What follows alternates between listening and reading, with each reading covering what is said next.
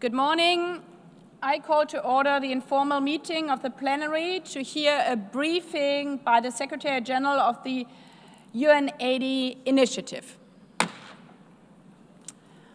I will now make a short statement as the President of the General Assembly. Mr. Secretary General, Excellencies, thank you for joining this informal briefing on Workstream 3 of the UN H.E Initiative. Shifting Paradigms, United to Deliver. The title of the Workstream 3 report of the Secretary General reflects the reality that the world has changed. The circumstances have changed, and to deliver, the United Nations must adapt and change alongside it. Structural reforms, program realignments, merging entities, and streamlining missions. All of these are up for consideration. Mr. Secretary General, allow me to commend you for getting this process underway. It takes courage and dedication to tell people what they sometimes do not want to hear, to make hard but necessary choices for the greater good. During High-Level Week, you and I sat here at this podium for hours each day, while leaders after leaders spoke of the needs for reform, for change, for growth. And the UN H.E Initiative is a response to this call for change, for reform, but also for growth, growing together. It is, as we have heard from many, a make-or-break opportunity for this institution. A make-or-break in a positive sense, because it's in our hands to form the future. But while you have sparked the process, what happens next is entirely open to all of you, to the membership, because it does not turn automatically into results. It is up to you, dear Excellencies, dear colleagues, to everyone sitting here and joining later in the debate. Allow me to make 3 brief points before handing over to the Secretary General on this remark. First, this report is just paper if it's not owned by the member states. It's going to take all of us, all of you, working together to set this institution on a path that responds to the needs of this generation and the generations coming. Every member state, every mission, every capital must own this process. Here at the UN, the reform process cannot be siloed from ongoing work. It must be reflected in the work of the committees itself, in deliberations, in resolutions. You will have my complete support, dear colleagues, in these efforts. But I must reiterate that the ultimate fate of these reforms rests with the membership of the United Nations. Second, while today's dialogues focuses on Workstream 3, we must ensure that the 3 workstreams are interconnected in the decisions we make.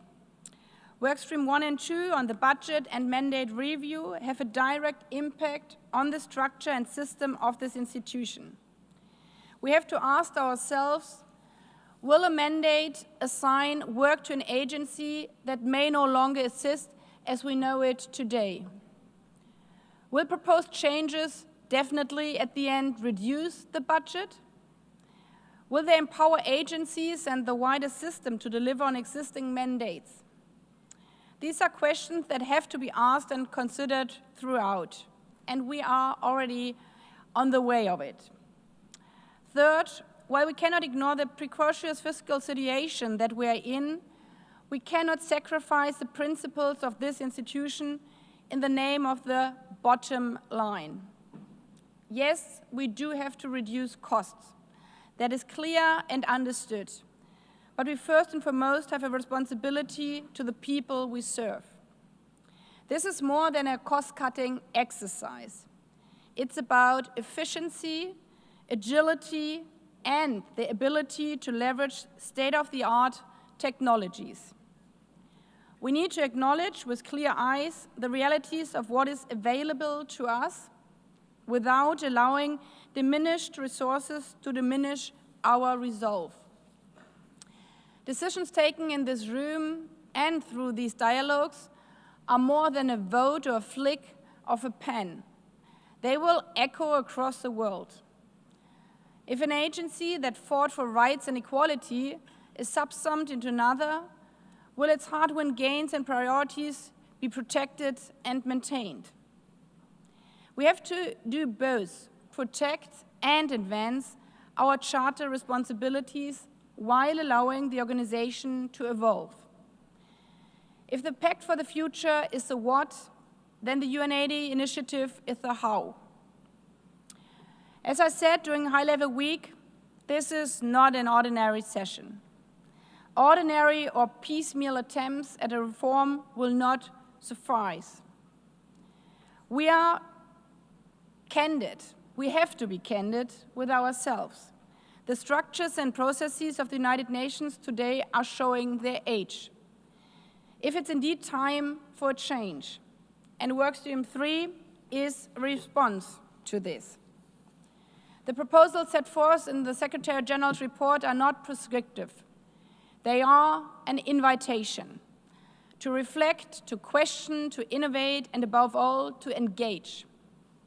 Today's meeting is the beginning of a necessary and inclusive dialogue. As a President of the General Assembly, you can count on my full support in this endeavor. I will work with all delegation and with the Secretary General to facilitate approximate next steps, including the possibility of informal consultations, thematic dialogues, or other appropriate formats that support inclusive engagement for all. I will also begin hosting Better Together dialogues with the member states to allow for more candid and open reflection. What matters most is what we approach each of these conversations with pragmatism, unity of purpose, and a shared ambition to build a more coherent and responsive United Nations system that is fit for the 21st century. It is now the responsibility of each of you, the member states, to lead this process, to consider these ideas in depth, to come up with other proposals, maybe even cross-regional. We have seen that here also during High-Level Week, how fruitful these debates are, in order to shape the way forward based on our collective priorities. Ultimately, it's about advancing our common objective, to make the UN stronger, to show that we are indeed better together.